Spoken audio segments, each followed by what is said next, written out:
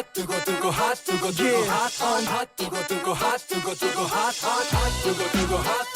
핫 쉬지 않고 핫한 지역의 핫한 이슈 핫플 거기 어때 시간입니다. 부동산 소식 짚어보도록 할게요. 오늘은 김여선 NH농협 부동산 수석위원 함께하도록 하겠습니다.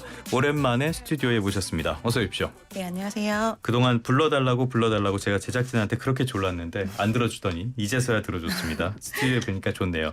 네, 설 연휴는 잘 보내셨습니까? 네, 잘 보냈습니다. 설 연휴 동안에 많은 분들 이야기했던 그런 주제들, 물론 정치, 전국 상황도 있겠지만은 딥시크도 있고 여러 가지 이유가 있겠지만은 부동산 이야기도 많이 하셨을 것 같아요. 설 연휴로 주목하시는 부동산 이슈 어떤 게 있습니까?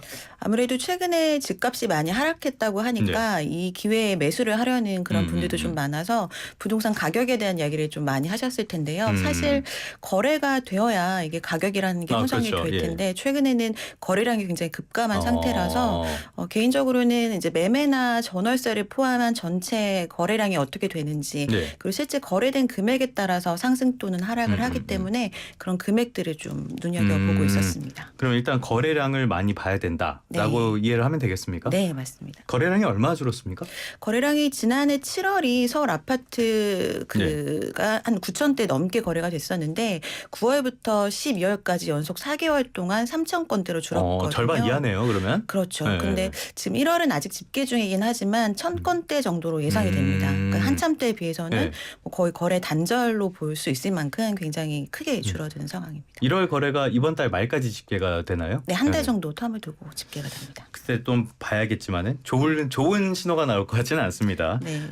가격도 그래요. 전국 아파트 값이 벌써 10주 연속 하락 중인데 한국은행에서도 주택 가격이 더 떨어질 것이다 이런 전망을 내놨더라고요. 그렇다면은 실제로 지금 상황이 대세 하락장의 초입 정도는 된다 이렇게 봐도 되는 겁니까? 사실상 전국의 주택 가격은 2023년 11월 말부터 한 번도 상승한 적이 없습니다. 중간에 보합은 있었지만 네네. 그러니까 전국으로 봤을 때는 오히려 하락 장세가 굉장히 길어지고 있는 상황이고요. 아마도 서울이나 수도권 중심으로 좀 말씀을 드리는 게 많으니까 네. 작년에 이제 한 5월부터는 계속해서 가격이 오르다가 작년 7월을 기점으로 해서 가격이 많이 떨어졌잖아요. 맞아요. 예. 근데 서울 안에서도 올해는 서울만 이제 보합을 계속 연속 3주 동안 하고 있는데 25개 자치구 중에서 14개 지역이 하락한 지역이고 11개 지역은 여전히 상승을 하고 있는 그런 상황입니다. 그래서 전국적으로는 하락 장세에 들어선 상황에서 서울 안에서도 초미세 양극화가 진행되고 네네네. 있다라고 봐야 될 것 같습니다. 그러니까 서울에서도 전반적인 집값 상승세는 멈췄지만 일부 잘 되는 곳 이런 네. 곳만 계속하고 있다. 맞습니다. 예. 지난해도 누적으로 보면요. 네. 서울 강남상구와 마용성이라고 불리는 지역들이 6% 이상 상승을 했어요. 그래서 가장 크게 뚜렷하게 상승을 했는데 올해도 마찬가지로 11개 지역 중에서 여전히 크게 상승하고 있는 지역들이 언급한 지역들이거든요. 역시 여전히 올해도 양극화라는 이슈는 계속 이어지지 않을까라고 생각이 드는 그런 분위기입니다. 그런데 영끌족들 상황을 보면은 지금 매물을 계속 내놓고 있다고 하잖아요. 이런 것들이 전반적으로 봤을 때는 어떤 시장에 굉장히 안 좋은 분위기를 반영한다라고 볼 수 있는 거 아닙니까? 맞습니다. 영끌족들은 지난해 내내 매물을 계속해서 내놓으면서 거래가 많이 됐을 때조차도 매물은 뭐 잠깐 감소한 적은 있었지만 계속해서 증가를 하고 있는 상황이고요. 또 이러한 것들이 구축뿐만 아니라 경매 시장에도 매물들이 많이 나오고 있는 상황이라 아무래도 이자 부담이 가장 컸던 2022년도를 조금 견디긴 했으나 앞으로도 전망이 좀 좋지는 않다라고 판단하기 때문에 그렇죠. 금리 내려가는 속도도 생각처럼은 잘 안 되고 그래서 급매 수준까지는 아니지만 팔릴 수 있을 때 좀 빨리 팔자는 이런 움직임이 많은 것 같습니다. 그렇기 때문에 뭐 영끌족들도 이제는 계속 뭐 내놓고 경매도 많이 하는 것 같은 그런 상황이더라고요. 신규 경매 물건 수가 12만 건으로 1년 전보다 18% 늘었다. 굉장히 많이 늘어나는 그런 분위기인 것 같습니다. 주택연금에 새로 가입하는 사람도 늘고 중도 이탈자도 줄었다. 이거는 무슨 이유입니까? 주택연금도 사실 집값이 하락하는 시기에 이제 단골 뉴스로 나오는 그런 부분인데 주택을 이제 맡겨가지고 그걸 통해서 연금을 받는 거잖아요. 제가 은퇴하고 나서 하려고 그러는. 네, 근데 그런 것들이 집값이 올라갈 때는 사실상 주택연금의 그 당시에 이제 시세를 가지고 평가를 받기 때문에 사실상 손해라고 많이 판단을 하지만 지금처럼 집값이 올라가지 않을 거라고 예상을 하면은 많이들 이제 가입을 하게 되거든요. 그래서 그런 이유 때문에 많이 가입을 하고 있는 것 같고 또 하나 바뀐 부분이 올해 이제 실버타운에 입주를 하더라도 주택연금을 유지시켜주는 쪽으로 이제 변동이 됐어요, 제도가. 네네네. 그러니까 그렇게 되면은 이제 비어있는 집을 임대소득까지도 발생할 수 있는 그런 용도로도 활용이 되기 때문에 아마도 더 인기가 많아질 것 같습니다. 자, 그러면 이런 전반적인 상황을 봤을 때 지금 부동산 시장은 굉장히 찬바람이 불고 있다라는 걸 보여주는 것들이 많은데 그럼에도 불구하고 상저하고 그러니까 하반기에는 집값이 좀 오를 것이다 이런 전망이 많더라고요. 이거는 왜 이렇게 보는 겁니까? 사실 이제 경제 저성장이 완전히 고착화되고 있고 네. 관련된 부동산 제도도 생각보다 완화가 이번 정권에서 많이 되지 못했잖아요. 뭐 할래다가 지금 뭐 정권이 네. 스스로 무너져 버렸기 때문에 그런 것도 네. 있죠. 그리고 이제 관련된 이런 기본적인 구조 같은 경우는 집값이 하락할 수밖에 없는 상황에서 말씀하신 정치적인 변수까지 있다 보니 불확실성이 자산 시장의 가장 큰 적이라는 말처럼 네네네. 아예 거래를 멈춘 상황이잖아요. 그래서 상저 자체는 이제는 거의 팩트라고 보여지고요. 다만 이제 하고. 하고까지 전망을 하는 이유에는 몇 가지 단서가 필요한 것 같아요. 저도 사실 작년 말에는 하고를 예상을 하긴 했었는데 네. 그렇게 되려면 사실 금리 인하가 좀 금리 빨리 인하. 돼야 되고 예. 왜냐하면 7월에는 DSR 또 3단계까지 그렇죠. 완전히 되기 때문에 금리가 인하되지 않으면 대출받는 금액이 크게 줄잖아요. 그래서 금리 인하가 돼야 되고 정치적인 부분들이 좀 해결이 돼야 되는데 사실상 최근의 움직임을 보면은 생각보다 빨리 이게 해결되지 않을 수도 있다라고 보여지거든요. 그래서 금리 인하와 정치적인 불확실성이 해결이 되는 이런 부분들이 좀 이제 맞물리면서 예. 작년처럼 공급 부족이 패닉 수준까지 오게 됐을 때 이제 하고까지 갈 수는 있지만 사실상 지금으로서는 이제 정치적인 불확실성과 공급 부족도 어느 정도는 약간 좀 우리가 여기에 대해서 무감각해지는 부분들이 있는 것 같아요. 내성이 생긴 것 같아요. 네. 그래서 작년처럼의 임팩트는 좀 없을 수는 있기 때문에 상저 하중 정도 예상을 해야 될 것 같습니다. 그러니까 전반적으로 하고까지 가려면 조건이 많아서 네. 금리 인하라든지 정치적 불확실성이라든지 공급 부족 우려까지 이런 것들이 많아서 하고까지 가기는 좀 쉽지 않을 것이다. 네. 이렇게 보면은 될 것 같은데 만약에 그렇게 됐을 때도 하고에 갈 수 있는 어떤 모멘텀이 있다면은 어떤 게 또 있을까요? 이 세 가지 말고. 일단은 거래가 늘어나야 되거든요. 그러니까 거래가 늘면은 말씀드린 것처럼 이게 호가로 거래가 되는 지역들은 가격이 빠르게 상승할 거고 그렇지 않은 지역들은 여전히 지난해처럼 가격은 하락을 유지하게 될 수는 있습니다. 네. 그래서 거래량이 늘어나야 되는데 그러려면은 말씀드린 대로 이제 정책이 어떻게 바뀔 것이다. 예를 들어 정권이 바뀌게 되면 과거에 했던 이런 여러 가지 정책들을 미리 예상을 하고 거래를 시작하게 될 거거든요. 그래서 일단 정권이 어느 방향으로 가는지에 대한 좀 윤곽이 보여야 되는 게 첫 번째인 것 같습니다. 이 윤곽은 언제쯤 보일지 모르기 때문에 넘어가도록 하겠습니다. 그런데 서울 부동산에 대한 수요는 여전히 높은 상황인 것 같아요. 뭐 저는 서울을 별로 안 좋아해서 도망치고 싶은데 그럼에도 불구하고 집값 상승세가 멈춘 상황이라면 거래가 활발해져야 될 텐데 집을 살 생각이 있는 분들, 부동산 정책 흐름 이런 부분에도 관심을 가지시는 게 좋을 것 같아요. 당장 이번 달부터 바뀌는 정책들은 어떤 게 있습니까? 소위 무순위 청약 조건 그 줍줍이라고 하는 부분들이 과거에는 통장이 없어도 되고 만 19세 이상만 되면은 뭐 어느 지역에 살든 유주택자까지도 넣을 수 있었기 때문에 인기 있는 지역들은 정말 말도 못하는 몇백 대 1은 몇백만 대 1 이렇게 나오잖아요. 기본이었죠, 근데 그게 너무 과열이 되다 보니까 거기에 대한 게 조금 변화가 됩니다. 일단 무주택자 조건이 있어야 되고요. 거주지에 대해서는 아직 제도 개선 방안을 논의 중이라 이런 것들을 해결하고 2월이나 3월 안에는 조금 강화가 되는 방향으로 바뀔 수 있을 것 같고요. 올해는 사실 근데 주택 시장에 큰 영향을 줄 만한 제도 변화가 많지는 않습니다. 청년이라던가 신혼부부들 위주의 지원책이 좀 많이 나온 상황입니다. 어떤 게 있습니까? 일단 청년 주택 드림 대출이라는 게 출시가 되는데요. 청년들에 한해서 이제 내 집 마련을 위해 금리 2%대의 그런 이제 분양가의 80%까지 대출을 해주는 상품이 나오게 됩니다. 그럼 아무래도 금액이 그 연봉 같은 것들이 7천만 원 이하인 청년들은 누구나 가입을 할 수 있거든요. 그래서 내 집 마련에 도움이 될 수 있는 그런 부분들이 나오고 또 비슷한 걸로는 청년 희망 드림 주택이 공급이 됩니다.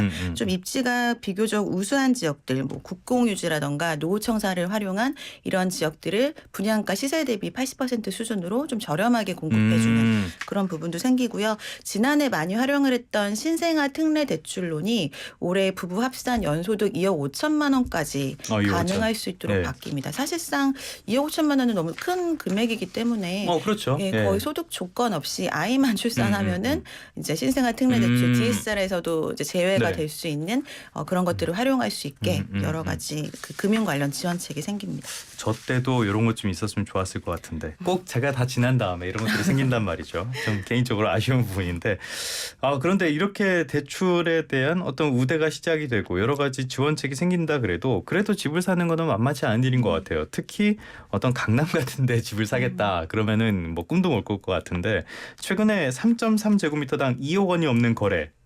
이러면은 뭐 거의 3.3제곱미터가 집 한 채 값이 될 수도 있는 거네요. 어디입니까 여기는? 그렇죠. 지금 작년과 마찬가지로 반포동이 여전히 강세를 보이는데 레미안 원베일리 133제곱미터, 그러니까 40평형대 아파트가 무려 106억 원의 거래가 됐습니다. 106억 원으로 집을 한 채 산다고? 네. 예전에도 뭐 200억 원대도 거래가 된 적은 있었지만 네네네. 그런 것들은 대형 평형이었는데 지금은 그렇지 않은 이제 대단지에서 나온 그런 최초의 네. 사례고요. 레미안 원베일리 같은 경우는 101제곱미터면 30평형대인데 지금 올해 1월에 61억 5천만 원에 거래된 사례도 있어요. 예. 그래서 지난해 거래 금액과 비교해 봤을 때도 떨어지지 않은 비슷한 수준의 그런 거래거든요. 그래서 여전히 거래는 호가로 되고 네. 있다라고 볼 수 있습니다. 난리네. 저는 이런데 그 돈이 없어서 못 사는 게 아니라요. 이런데 별로 안 좋아해서 안 사는 겁니다. 예. 한가한 데 살고 있어요. 그런데 저 소식이 크게 와닿는 게 서울 내에서도 집값 양극화가 워낙 극심하기 때문에 이런 이야기가 더 나오는 것 같아요.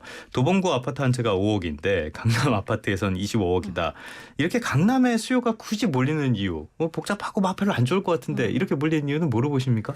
이게 주택도 지금 의식주 중에서 사실 의나 식 같은 경우도 굉장히 고가의 프리미엄 그 시장이 형성되어 있잖아요. 뭐 한참 때 오마카세 같은 거 유행하기도 했고 그렇죠. 예. 옷은 말할 것도 없고요. 근데 주택에 있어서도 이제 명품의 가치를 부여를 하는 것 같아요. 예. 그러니까 우리가 거주 요건, 자산의 가치 여러 가지 얘기를 하지만 약간 상징적인 가치를 부여하게 되는 것 같습니다. 그래서 뭐 상속을 받거나 크게 성공을 한 분들이 금액에 상관없이 살고 싶은 네네네. 주택을 이제 사게 되는 경우들이 많이 생기고 그런 지역들은 매물도 굉장히 희소하고 굳이 파는 사람도 뭐 저가로 싸게 내놓을 이유가 없기 때문에 네. 호가로 유지를 하고 있기 때문에 이게 거래가 되는 순간 이렇게 뉴스에 많이 나올 만큼 큰 금액으로 거래되는 것 같습니다. 그러니까 원베일리에 딱 들어가는 순간 이렇게 콧대가 좀 높아지고 약간 이런. 그렇죠.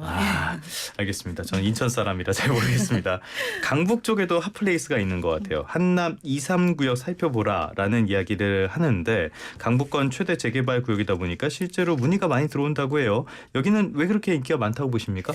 한남동은 뭐 말할 것도 없이 입지는 서울 안에 가장 코어에 있는 곳이고 예. 그리고 이게 뉴타운이거든요. 네. 그래서 한강변 라인에 따라서 이제 2, 3, 4구역, 5구역까지 지금 진행이 되고 있습니다. 1구역은 해제가 됐고요. 예. 3구역 같은 경우는 속도가 제일 빨라서 이제 관리 처분까지 나서 이주를 하고 있는 상황이라 이제는 이제 매입을 하지 못하는 상황이고 2구역 같은 경우도 지금 속도가 꽤 많이 난 상황이거든요. 그래서 예. 최근에는 2구역과 4구역에 대한 문의가 좀 많은 상황입니다. 아무래도 입지가 워낙에 훌륭하고 그 지역 쪽에 있는 고급 주택들이 네. 이미 뭐 100억 원, 200억 원 이렇게 거래가 된다는 뭐 얘기들도 많이 나오고 또 일반 분양 물량도 4구역 같은 경우에는 꽤 많이 나올 예정이라서 굉장히 좀 인기가 많은 상황입니다.